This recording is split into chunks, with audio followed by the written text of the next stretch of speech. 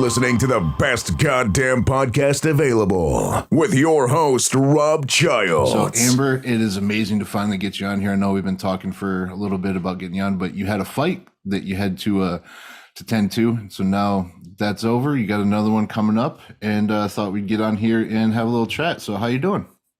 Yeah, all good, thank you. Been busy. I've actually just made a move up to Leeds, so that's been a bit hectic, but I'm settling in now. I've moved from my home gym, Touch Gloves in Cornwall, up to Bag Company in Leeds. Yeah, moving is never fun. It's just always a pain. So let's just kind of dive right into this. We all know that you're one of the top fighters in one championship for Muay Thai. But how did you exactly get there? Where did you kind of start life at and be brought up? Yeah, so I've been training since about 3 years old. With my mum, obviously was a champion. My dad's been our coach. I had a twin sister who was a fighter as well. So that's where it all started, and kind of just picked up from there. We done loads of junior fights, me and my twin. And yeah, we stopped about 13 for a year, 2 years. She completely stopped. So I just thought, right, I'm going to do it properly and see where at least it could take me. And I think the turning point for my career was I had a WBC national belt and I won that. And since then, I've been reached out by a manager. He was Edwin Van Os at the time, and he kind of just come at me one day saying, I've got a promotion who are interested in you. It's one championship. Do you want to do it? And yeah, for me, it was amazing. Even like I was sat in my care job when I got the text message. I've been a carer for 7 years at this point. And then seeing that, I was like, God, this is life changing. Like, that's a Thai boxer's dream to be on one championship. So, it is a dream come true. Yeah, it seems like one championship is doing a lot for combat sports. They're having everything from 4-ounce Muay Thai fights to jiu-jitsu matches, and so one championship's definitely doing a lot. So when you started training, how old were you? Yes, starting training, I was 3 years old, but Wow. nothing taken serious then. But there's videos of me and my sister. It's perfect because we're the same age, same weight, just going at each other sparring, not even having shin guards on, just like that's our fun, just hitting each other. But I mean, my first fight was 9 years old. And my first, in the UK, we don't do head contact for junior rules. So Okay. my fight was when I was 16, I think, 15, 16. So, Wow. yeah. And how do your parents feel about this? So they're obviously have to be on board if you and your sister are both fighting, but are they very supportive in your combat career, or how are they kind of handling all this? Yeah, I feel like I've kind of got it a little bit easier as a fighter because obviously my dad's been my coach. He's been there since day one. So he's seen the sport from his own eyes. He's been in people's corners. He's been in my corner. He could see behind the scenes when I'm training. Being a father and a coach at the same time, he kind of knows, he could take how I'm feeling emotionally and talk to me through it, through my camp. So in Right. that, very supportive. Obviously, no one wants to see their daughter getting in the ring, getting hurt. So there are times we bump heads in training because obviously he's trying to push me to my limits. Obviously, that's not always the nicest thing when you're drained and you're tired and you're dieting, but it's all out of love. Also with my mum, obviously she's 14 times world champion. So she just says to me, I get it, get on with it. Yeah, yeah, she's, yeah. So do you she's feel quite like that it ever hinders you at all having your father as your head coach? Like I've talked to some people. So Tan Lee, his parents actually kind of brought him up through one, but they brought him up, in within the gym setting, and he said that they were very supportive and everything, and he didn't feel like it brought him down at all. But I've had some other guys that have said that it seems like their parents would like kind of hold them back from the bigger fights, and try to not want them to go almost too soon. Do you feel like you yeah. had any of that coming from your parents, or no? No, I feel like, I wouldn't have been anywhere without how much my dad's pushed me. I mean, for every other fighter, it's kind of like, right, get up, go to the gym. If you don't feel like it, you just don't go, whatever. With me, I was living with my dad, so he's the one who really pushed me. I get up, I go running, train in the morning with him, train every evening. And I feel like that was such a routine because he was always there pushing me to do it. Obviously, it's hard when, like I said, you're so drained and tired and someone's constantly there. But I really don't feel like I would have got as far as I have if he wasn't kind of there behind me, pushing me all the way. So I feel like it's done me good. I mean, I could see, I've spoke to other people about it, and there's quite a few top fighters who have their dad as their coach or whatever, and a lot of emotions, and, it's a brutal sport. So, I could see where it can go both ways. Towards the end, being at Touch Gloves, I mean, he was great in my corner, but I just felt like, I'm his daughter, so it's kind of like, oh, come on, Dad, like, God's sake. So that's kind of half the reason as well. But I've moved up to Leeds and Bad Company just to see, it's fresh faces. I don't want to, these people are new to me. I don't want to let them down, and we'll see how it works. I've had Richard Smith in my corner twice now, and it seems to be going well. And if I ever do a local one in my hometown, I'm sure to have my dad back in my corner. But yeah, I mean, we'll see.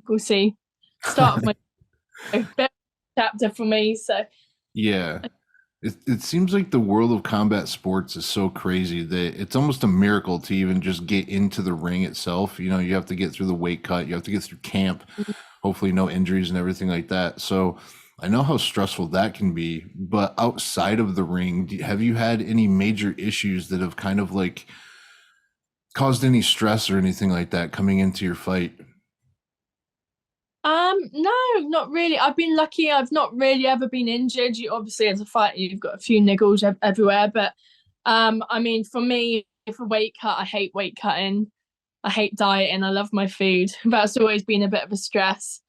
But it's what every fighter does, and you do feel good for being at a lighter weight, and you're sharper, you're quicker, and yeah, I mean, otherwise, I think just day-to-day stress is hard enough. I mean, back home, I took over a family gym for a couple of years, and I took it over when I was 20 years old, and it was just a lot to be a fighter, teaching, a coach, and running a business at 20.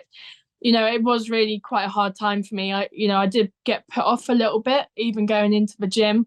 But now I've taken a step back from that, and I'm just learning to really love the sport. And, I think if you try and balance way too much, it's really hard. People don't realize the commitment to be a fighter. And, you do have to cut some people out, or you have to cut some other hobbies out, or your day-to-day life, and you have to just fully be into it, especially at this level. So, at the time when I started I was still doing my care job. I was running the business. I was teaching every night. But always kind of in the back of my head was dragging me down. So that's why I kind of cut all ties now. And yeah, Just a lot easier. strictly on fighting. Yeah. It just seems like it's really hard to focus on fighting when you have like almost like a fight every single day of your life, just like with the daily stressors or the relationships and everything like that. Have you gotten down like a pretty solid system of being able to kind of put those thoughts and everything aside so you can focus strictly on training? Yeah, well, now I've moved up to Leeds. My dad's taken over Touch Gloves gym back at home. So that's a big chunk taken away, doing, all the coaching every night, and, all for media. People don't realize running a gym, you've got forms, you've got accounts, you've got, emails, texts every day. Like, people message you at like 2 a.m.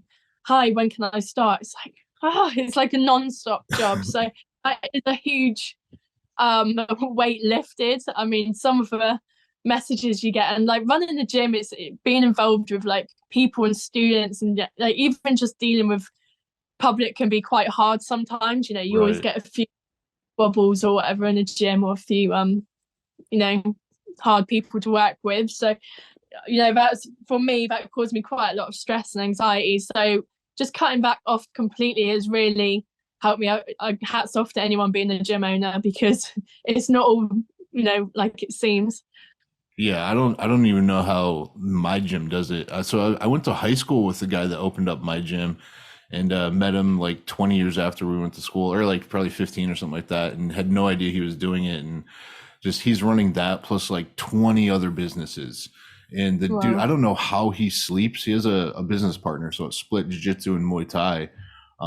But just the fact that he's so stoic while doing it is just insane to me.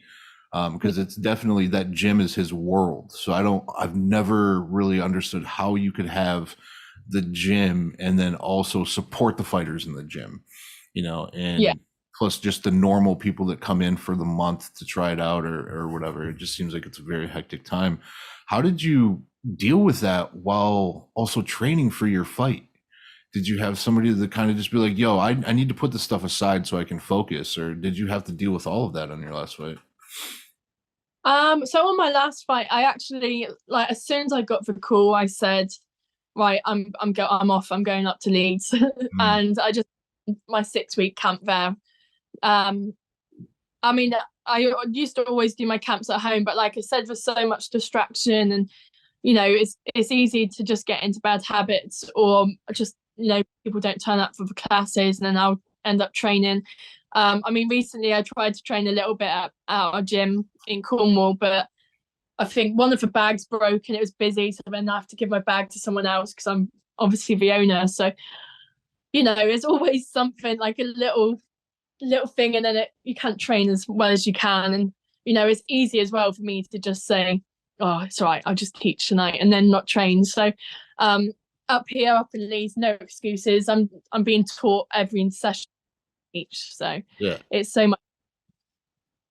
So I've had so my Muay Thai instructor is a Thai. He's straight from Thailand. He's got a Lumpini belt and a Rajamadan belt, I believe it's called. I'm really bad with Thai names. So he's like a legend in Thailand. But in conversations with him, it seems like there has been some pushback on people outside of Thailand competing in Muay Thai, especially against Thais. Do you ever feel like you have any of that pushback on you being from the UK, competing in a traditionally dominant Thai sport? Yeah, it's been hard. I mean, lots of people even my age are just racking up fights like constantly, and I haven't actually got that big of a record because, especially, I live down in Cornwall. So I mean, even everyone knows London, like it's a 6 hour drive to London. So people don't want to be paying the fuel or getting you matches because you have to get hotels, and it's just everything's a big Yeah. travel. So I really feel like I got quite left behind. People didn't really even bother. um I was lucky then to start traveling and going abroad for my fights. But even then, that's what I want to try and do. I'm up in Leeds now, so I'm around a really busy area for the sport, and I just want to try and get in as much as I can, and especially with one. Um, but I feel like you do get left behind. There's quite like a few names that kind of just stick Hmm. with the people. Is that's how it is in any kind of sport. So it was hard kind of growing up, and a lot of the fighters from our gym only got some opportunities when we really pushed for it. But we'll see. Yeah, hopefully, I think everyone's like being more aware of Thai boxing now, and even down my way in Cornwall, it is getting more and more popular. So we're hoping there's more gyms opening up, more shows, and more opportunity. Yeah. Yeah. So walk me through what your camp kind of is like. Because a lot, like every fighter has like a different way of how they kind of like to set up camps. Some people like 6 weeks. I've heard guys that want 12-week fight camps, which is extremely long for me. I feel like 8 weeks, I feel like is like the perfect amount. So I traditionally work with fighters doing nutrition and weight cut. I know Yeah. it's like the worst part for everybody. But if like you actually kind of dive in and figure it out. It doesn't have to be that bad. It's still going to suck those last 10 pounds though. But it's, yeah. So kind of what does your fight camp look like, and how do you normally prefer to set it up? So I prefer as well having an 8 week camp. But kind of when one championship rang me last time, it was 6 or just under 6. So that's when I thought I'd mix my training up, come up to Leeds. So I do for morning, it's either a mix of pad work, bag work, clinch and sparring. There's loads of guys up here who are kind of my weight, so it's really good to spar. And then kind of rest in the evening. What else do you fight? You watch fights, go back in the evening, go again, an hour session, maybe hour and a half, 2 hours. And it's really important to get your recovery in as well. So I try and do regular ice baths, regular saunas. Like you said, for diet, it's really important. I've started with conditioned nutrition now. So he plans up all my food. I sit and make food preps myself. It seems like you haven't done much in a day, but time you do lay it out all out and you're knackered, or you're hungry, the days do seem really long. And it seems very samey every day, but it's not, because every day you're getting fitter, you're learning new techniques, you're doing of different people. So that's kind of like the regular camp for me at the moment. Like when I'm with one, you obviously got a week before you fly, so you need to get ready for that. And once you're in another country, it's different, because it's everywhere seems hotter than the UK, so that's a big drain for jet lag. You need to get over stuff really quickly, so then the days get a bit more specific and the training gets less, and obviously the weight cut kind of starts. What do you traditionally walk around at compared to what a fight? Like, how much do you normally have to cut? I walk around about 62, 63. Okay. But it's just been, so I'm a little bit heavier. But and I fight at 56.7. Okay. So it's not too bad. No. And, with one, you do the hydration test and you make weight. So, yeah, it's different with the hydration, because obviously you've got to be, drinking loads of water all the time. And I find it quite easy to drink water anyway. I'm quite, it's quite easy for me. So we'll see. I think last time I changed my nutritionist last minute, and there's a big difference. So my next camp, it'll be a solid 6 weeks of cutting it down each week and eating the right. I'm looking forward to it. I think it'll come off me really easy. I mean, it normally does. I mean, I could feel once I start running and start training full camp, I look completely different. You've probably seen photos of me. I'm hench with my pack, nothing like now. It's always crazy to me that it seems like when I work with guys that have a pretty big record, and as soon as camp starts, it's almost like that first week they drop 5-10 pounds. It's like your body just knows this is what's happening now. It's now time to go to battle, and it's an amazing process to see the transformation going from a heavy to dropping all the weight and then hydrating back up and everything. It's a crazy process. I don't know how I feel about it, whether I think it's necessary or not. What is your take on that? Because I know there's a lot of people pushing back, saying that weight cuts, you shouldn't have them, but one also does the hydration test, which is amazing. I feel like everybody should do those. What's your take on the weight cutting in general? Yeah, I mean, to weight cut to a certain point, yeah, I get it. I mean, I feel so much sharper at the 56.7, and as soon as I put on 2 kilos more, I can really feel it. I'm more drained. But I mean, for weight cuts in one are really big for categories. Sorry, so I think if the category above me is 61, I think, so pretty much what I'm walking around at. But then you've got to kind of keep up with everyone else. So if I done the category above, I'd be at my walk around weight, and people would be coming down from 66. It's nuts. So, it's really hard in that sort of way, but it's good how they're doing the hydration test. It's safe. It's fair on everyone. They've made it even more stricter now. So if you don't make weight, you obviously can't get the £50,000 bonus, which is, everyone wants a chance of. That's good. And also they've been if someone doesn't make weight, they announce it and they kind of say even on your fight on the commentary, this person has not made weight. So I think that's a really fair way of doing it. If you're a professional fighter, you should know how your body reacts, and you should be able to make that weight. So Yeah. I think it's a fair way of doing it. Yeah, especially with One Championship on being on Amazon now, and they're coming over to the States in Colorado. I want to say like in April or May, something like that. One Championship's coming over, so they're doing really big things, and the promotion's really blowing up around the world. Competing in such a large promotion that is growing, how does that different from, fighting in like local competitions or local fights? It's amazing. Like, it's for professionalism of the shows. I mean, obviously for weight for a start, and how they look after their athletes. I mean, you get taken off to the nicest hotels, you get your flights. You treat like royalty over there, and local shows are good, but it's for UK, so it's amazing to go somewhere else, and even you get there and everyone's so welcoming.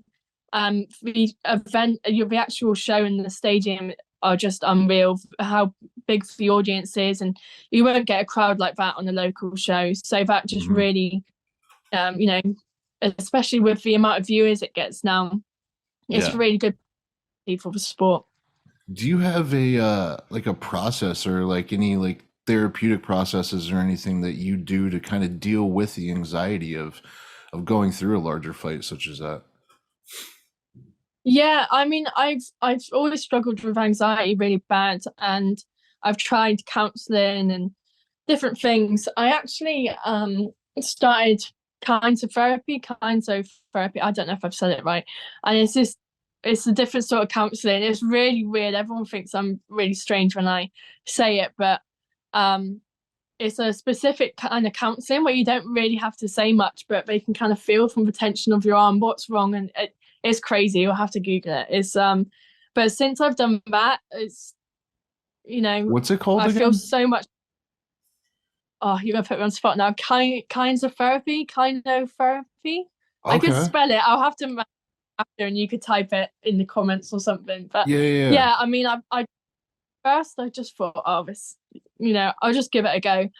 And even after one session, I was like, whoa, this is amazing. So I just only, whenever I feel like I need a session, I ring this woman up, and she does one. She doesn't like book it in every week or whatever. It's just how I feel. And then, yeah, I mean, even after a couple of days after session, things just seem back to normal. So yeah, that's really kind of opened my eyes to different things. I'm so willing on trying anything in this sport. I think mindset is, 99% of the sport, and that's my one thing that let me down. But even on my last fight, I wasn't really nervous at all. Before I walked out, I was just like, yeah, let's do it. Whereas before, I was crying before I went out, and I just put on a walking out. So something's working well for me. Yeah, I can definitely see. I mean, no offense, like I can see how people would like give you shit, for like going to a therapist that like touches your arm and does that stuff. But for me, I've seen the fighters walk out, like I know what that anxiety is like. And then myself, I struggle. I just realized like within the past year or two that I struggle with anxiety pretty bad. And I have like an upcoming surgery next week to where they have to like go into my back and cut bone out and like do all the stuff. And it's just like that anxiety has like built up of like, I already hate going to the doctor in general, but now having to go there and have them cut part of my back out, like I'm willing to try anything just to kind of like calm my brain down so I can actually sleep at night. So, I mean, if you've ever been in those situations, you know that you are willing to try anything. And if somebody's willing to like grab your arm and talk to you, and if it works, who gives a shit? Like what you do, as long as it works, that's all that really matters. So that's pretty dope that you found something that works. Yeah, I mean, I think really, like, even training helps different people, different diets, I suppose. So it's all the same with your mind. Different things help different people, and it's just the way it is. Yeah, for sure. So what is coming up next for you? I know we said probably around like 30 minutes, so I want to get you out of here pretty soon. But what's coming up next for you? An upcoming fight, or what do you have on the books? So I kind of just wanted to get settled in Leeds before I took anything on. So I'm just waiting, for maybe in a month I'll start chasing up one, but nothing's been said yet. So I'm just training, I'm ticking over. At least now when I have a fight coming up, I'm already going to be super fit because I'm training twice a day, like most days. So it Yeah. kind of sounds like you found like a peaceful spot right now to where you've moved away, you're not a part of the gym and you're just focusing on yourself, but you also Yeah. don't have that anxiety of a fight coming up. So you're just kind of like in this sweet spot, or am I reading that wrong? Yeah, I mean, normally when I'm in Cornwall and I haven't got a fight coming up, I do live a bit like a 23-year-old. So like, I go out with my mates, I'm eating takeaways and rubbish like that. So to come up to Leeds, like now I'm like, right, fresh start. I haven't got a fight coming up. Let's make the most of it. Let's eat healthy, but eat what I want and when I want. Let's get some strength and conditioning in and start off with a heavyweight so then I can cut it down. I'm in the gym loads. So I'm just doing it for enjoyment. And I haven't really felt like this happy in myself. And I've removed myself away from like certain situations in Cornwall. And this is a completely fresh start for me. And I feel like it's been, a long time coming. A couple of years I've been saying I'm going to move and I've always got something putting me off. So I just said last week, right, just go, get in the car and go. So I moved here without even any accommodation. A lovely lady and her daughter from the gym said, just stay here until you find somewhere. And now I moved in yesterday into a little house share. I don't mind. I just do my room up like I'm a little kid again. Get to pick what my room looks like and anywhere as long as I can get some sleep. That's amazing though. That's a really good spot to be in. Um, yeah, I thought I had something else, but I lost it, and I don't want to waste your time too much. So I can go ahead and get you out of here. But thank you for coming on. I love watching your fights. I've seen you take some big shots, and you just keep coming after them. It just does not matter to you, and I've always looked up to you for that. So that's amazing. What's your hardest fight that you think you've been in throughout your entire career, from starting at 9, going all the way up until your last fight? What would you say is the hardest one that you've had? I feel like my hardest one, but not because of the opponent, because of the circumstances, was maybe my first fight on one with the MMA gloves, which was Diandra Martin. I feel like I could really beat her, but having 3 years off and then getting shoved in with the MMA gloves and first time in the cage, I just feel like that was the biggest shock for me, the biggest mental draining thing. So I'd love a rematch, but that for me was a hard fight because getting hit for first time ever in MMA gloves is a bit of a shock. Yeah, So I gotta know about that. I said I was gonna get you out, but I gotta know because I've trained Muay Thai nothing like you have, by far nothing like you have. But I know that like you normally in training, like you can wear like the 16s and you have like this big shield. It's a guard and you can't really get through it, but then you drop that down by 4-ounce gloves. It's hard yeah. to train in 4-ounce gloves. Like you can't really spar and beat the shit out of your partner or anything. So how do you get ready for that transition from 16s to 4s? It's so different. I mean, in gloves, your hands are here. And then when you have the 4 ounce on, you just automatically want to be like this. But obviously, if you get kicked, you're hitting yourself in the head and you will knock yourself out. So your guard's almost like here. And you got to keep moving to protect your face. Even the distance from a normal glove to a 4-ounce glove, you think you're punching someone, you got to take the extra little steps. Even the head movement is crazy. For my last fight with Bad Company, I've done a lot with sticks, so little movements.